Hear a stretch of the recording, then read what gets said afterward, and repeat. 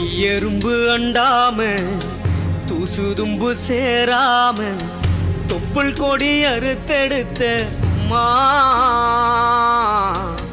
கண்ணோரக்கம் பாராம கஞ்சி தண்ணி இல்லாம பாலும் சோறும் ஊட்டி வளர்த்த அம்மாவும் அன்புக்கு முன்னால ஆகாசம் சும்மா. ஓ அன்புக்கு முன்னால ஆகாசம் சும்மா.